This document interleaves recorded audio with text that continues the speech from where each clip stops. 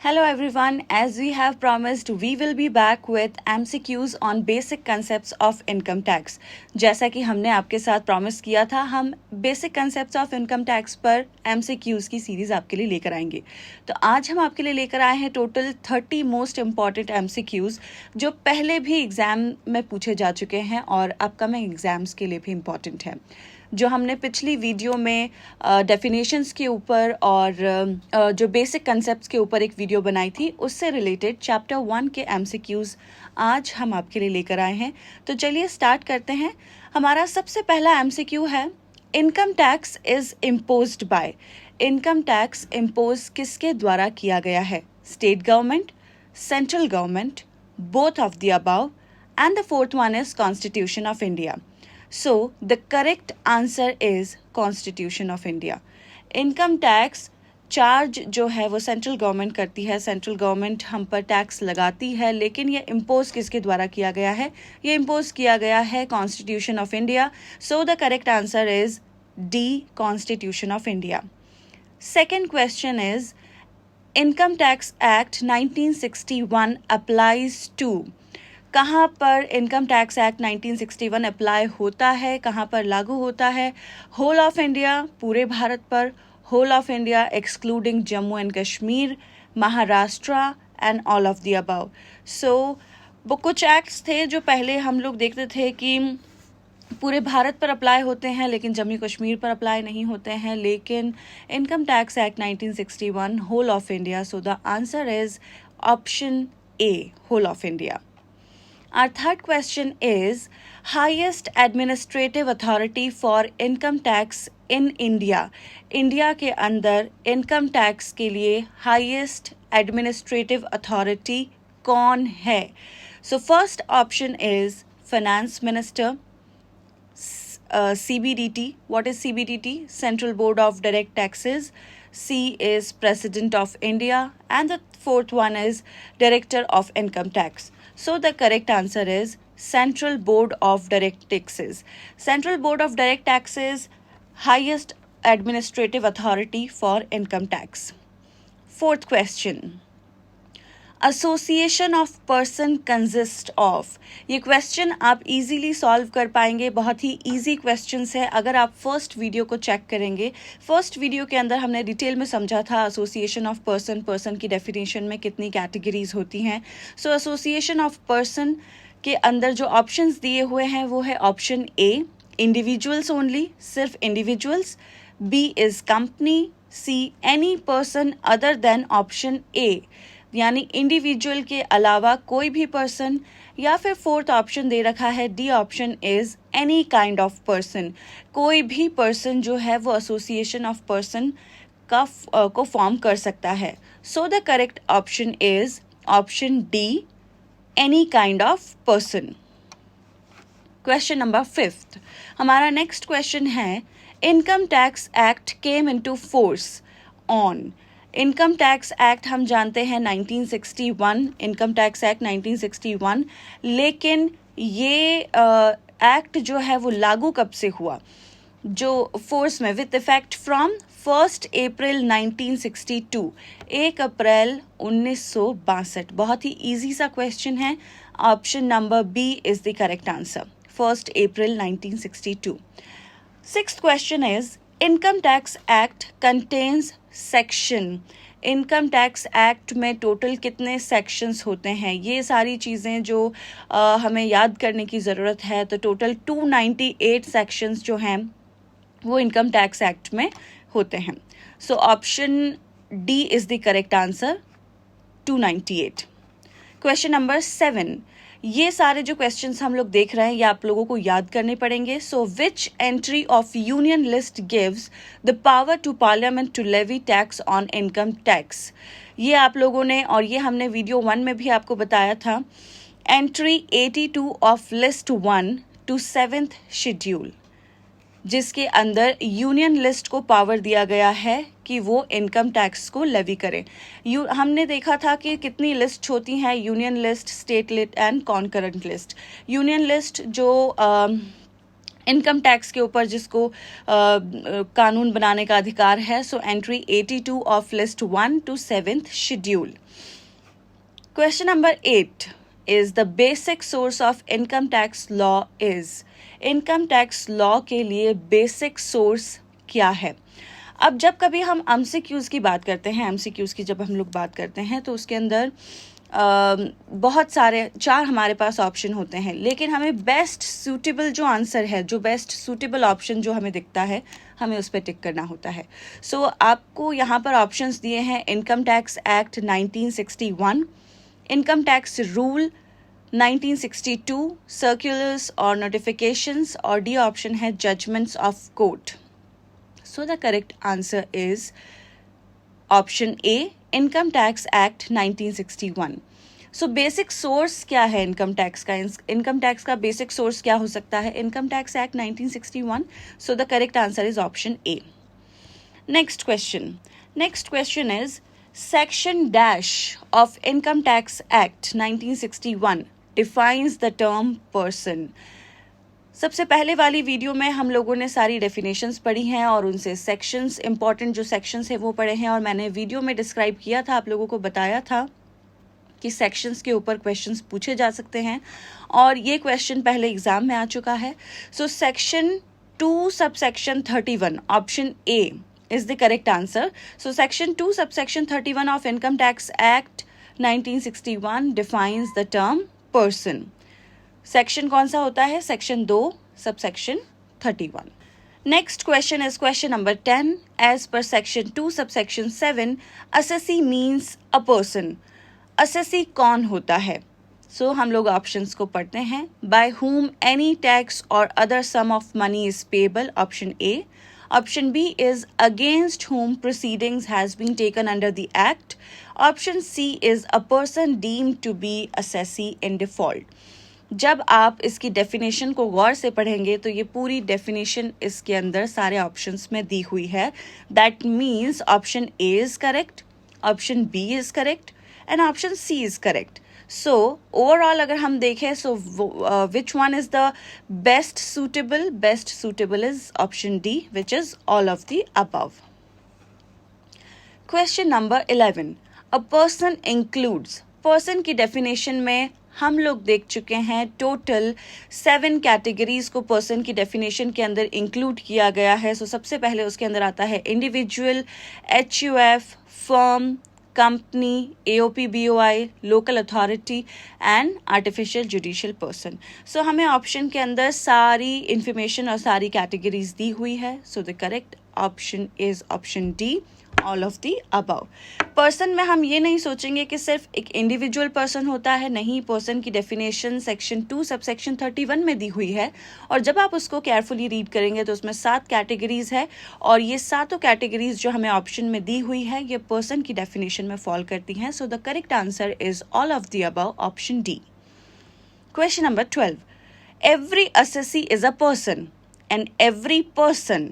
Now option says क्या हर person assessee होता है, और the second option which is option B is need not to be an assessee. कोई ज़रूरी नहीं है कि हर पर्सन असेसी हो, लेकिन so the every assessee is a person. कोई भी असेसी है वो पर्सन ज़रूर होगा, लेकिन कोई ज़रूरी नहीं है कि हर पर्सन असेसी ही हो. So the correct option for the question number 12 is need not to be an assessee. Option B is the correct answer. Question number 13.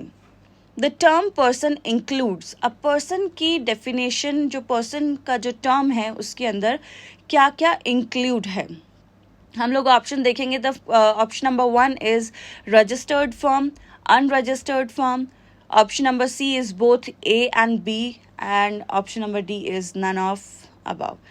So person की डेफिनेशन के अंदर हमने देखा कि इंडिविजुअल होते हैं, HUF होते हैं, फर्म है, कंपनी है, AOP BOI है, आर्टिफिशियल जुडिशियल पर्सन है एंड लोकल अथॉरिटी है.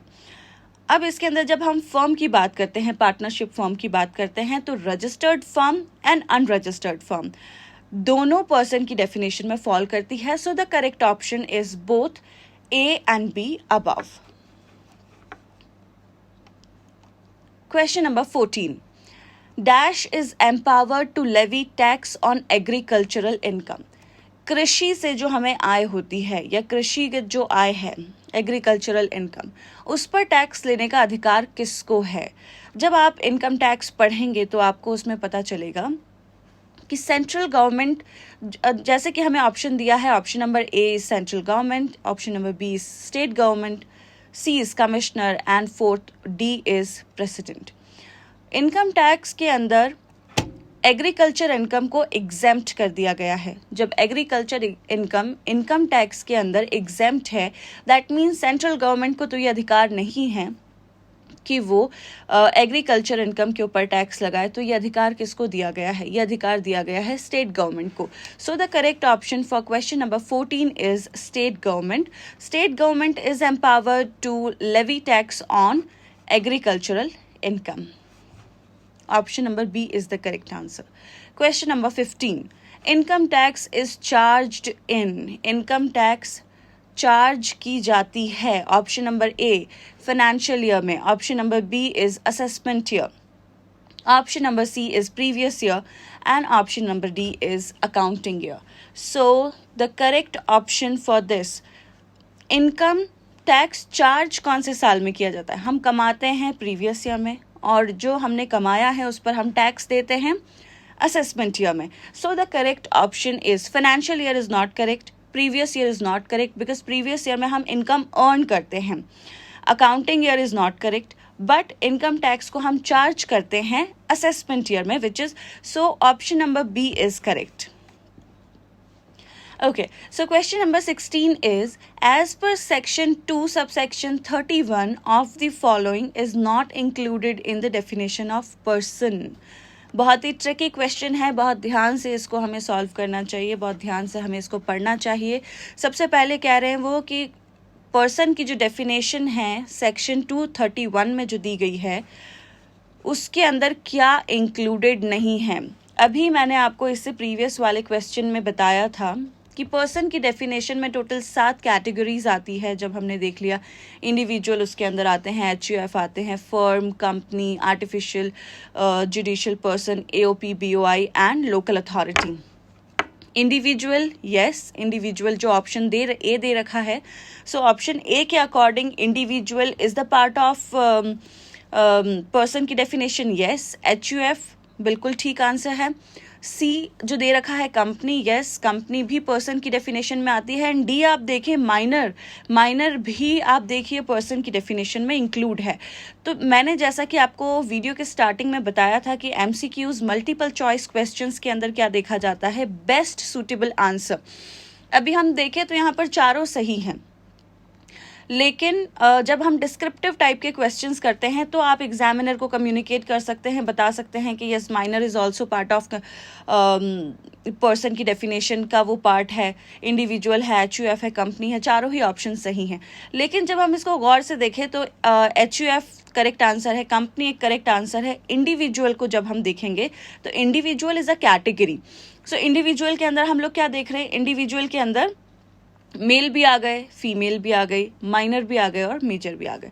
तो ये इस कैटेगरी का एक पार्ट है। सो जब हम जब बेस्ट सूटेबल आंसर को सिलेक्ट करने की कोशिश करेंगे तो so option D is the correct answer, क्योंकि इंडिविजुअल की कैटेगरी के अंदर माइनर इंक्लूडेड है। So option A individual, HUF and company ये तो इंक्लूडेड है डेफिनेशन में पर्सन की, लेकिन माइनर जो है वो इंक्लूडेड तो है लेकिन वो इंडिविजुअल का पार्ट है। So option D is the correct answer.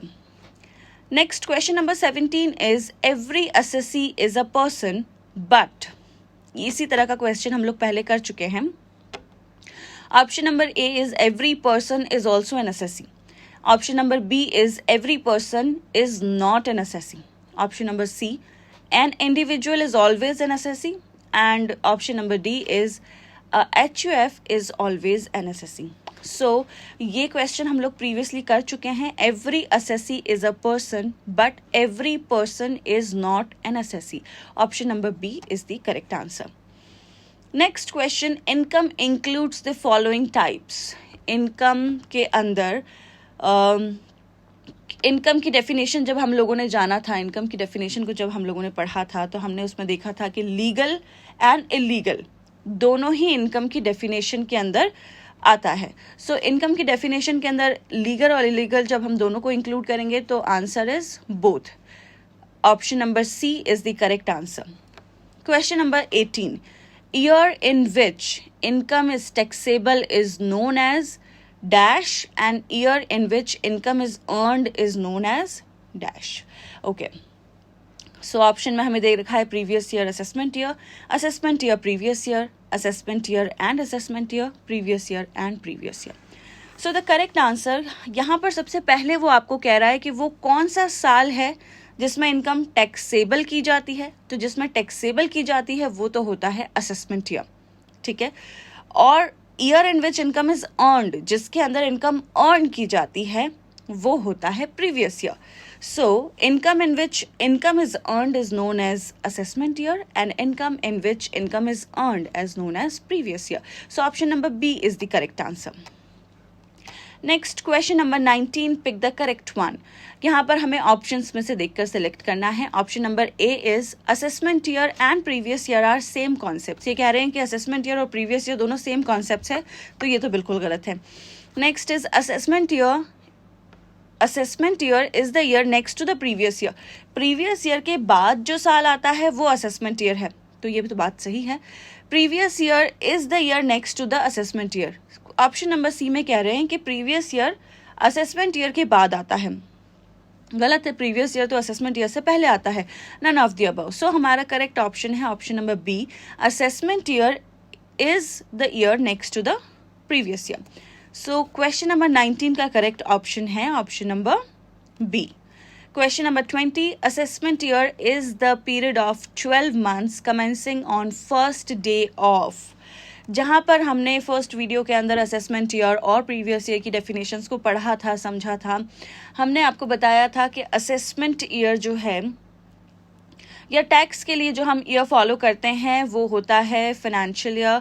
और फाइनेंशियल ईयर के कहाँ से स्टार्ट होता है? 1 अप्रैल से लेकर 31 मार्च. तो असेसमेंट ईयर जो है वो पहली तारीख कब की?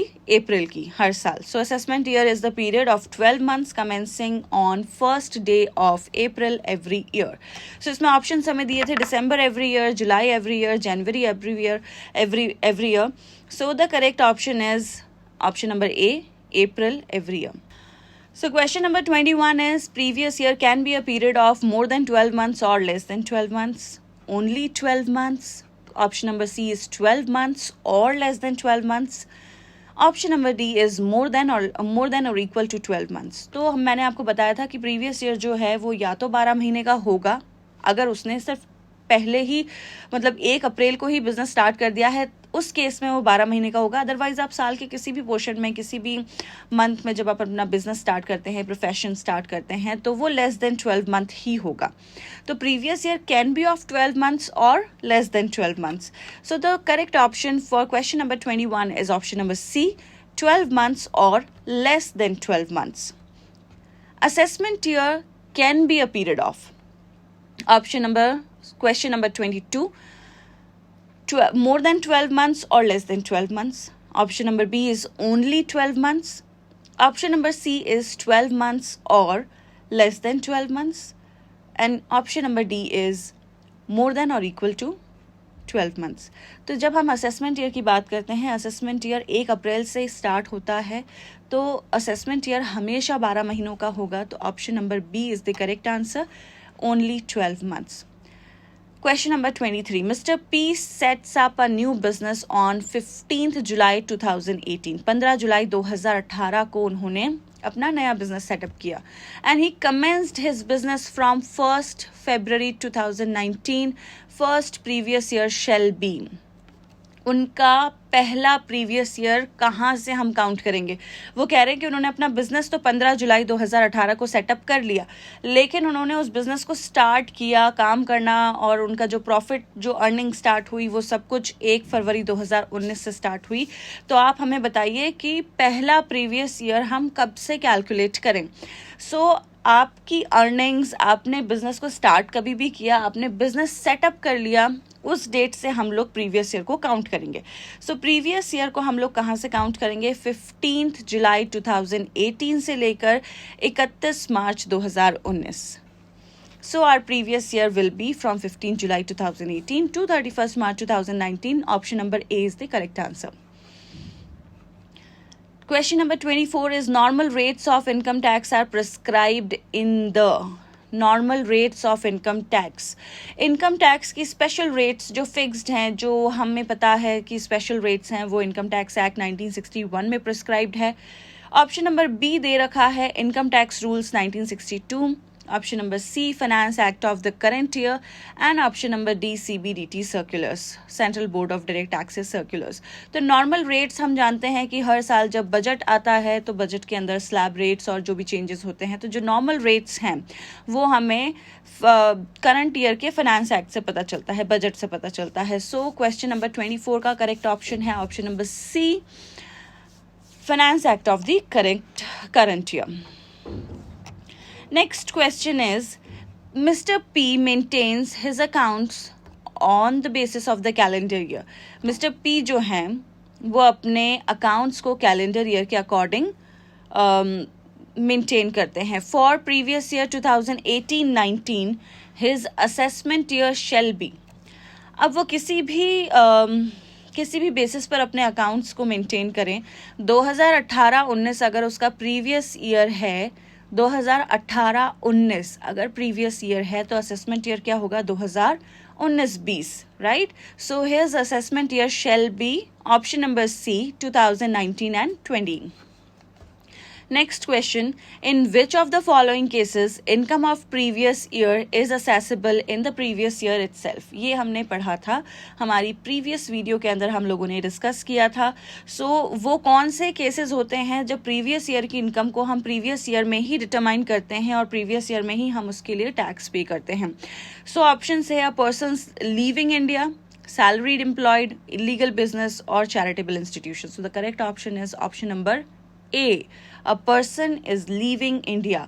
कोई भी इंसान अगर इंडिया छोड़कर जा रहा है, कोई पर्सन इंडिया छोड़कर जा रहा है, तो उसको अपनी प्रीवियस ईयर की इनकम पर प्रीवियस ईयर में ही टैक्स देना होगा. Next question, a person follows calendar year for accounting purpose, for taxation he has to follow. अगर वो अपने अकाउंट्स को मेंटेन कर रहा है कैलेंडर ईयर के अकॉर्डिंग, लेकिन फॉर टैक्सेशन उसको क्या फॉलो करना पड़ेगा? ऑप्शंस हम देखते हैं. Option number A calendar year only, 1 जनवरी से 31 दिसंबर. Option number B financial year only, 1 April to 31 March. C option है एनी कैलेंडर और financial year as per his choice, अगर उनकी चॉइस के हिसाब से. और option number D is he will follow extended year from 1 January to next 31 March, a period of 15 months. So the correct option, मैंने आपसे कहा था this is mandatory for all. जब आपको टैक्स पे करना है और टैक्सेशन के पॉइंट ऑफ व्यू से फाइनेंशियल ईयर इज़ मैंडेटरी. सो आपने अकाउंटिंग किसी भी तरह से की हो, चाहे कैलेंडर ईयर के तौर पर की हो, लेकिन आपको जब टैक्स पे करना है और for taxation purpose you have to follow financial year only which is 1 April to 31 March. Next question, very simple question. There are dash heads of income under Income Tax Act. Income Tax Act में कितने heads होते हैं? So there are 5 heads. Income from salaries, income from business and profession, income from house property, income from capital gain, and the last one is income from other sources. So total 5 heads होते हैं. Next question is, as per section 2 subsection 24 the definition of income is. Income की definition का section पूछ लिया गया है. Income की definition हमें आनी चाहिए, इनकम की डेफिनेशन के सेक्शंस हमें पता होने चाहिए. दूसरा वो कह रहे हैं कि as per section 2 subsection 24 definition of income is inclusive, exhaustive, exclusive or descriptive. So the correct option is option number A, income is inclusive. Last question, a municipal corporation legally entitled to manage and control a municipal trust is taxable in the status of. अब इसका municipal corporation का क्या status होता है? क्या ये individual होती है? क्या ये क्या ये एसोसिएशन ऑफ पर्सन है, क्या ये लोकल अथॉरिटी है, और क्या ये आर्टिफिशियल जुडिशियल पर्सन है. So the correct option is option number C, ये है लोकल अथॉरिटी. क्वेश्चन नंबर 30 का करेक्ट ऑप्शन है option number C, local authority. एक म्यूनिसिपल कॉर्पोरेशन लोकल अथॉरिटी होती है. तो ये थे हमारे कुछ 30 मोस्ट इंपॉर्टेंट एमसीक्यूज जो अपकमिंग एग्जाम्स के लिए इम्पॉर्टेंट है. Thank you so much for watching. Thank you so much for giving your time.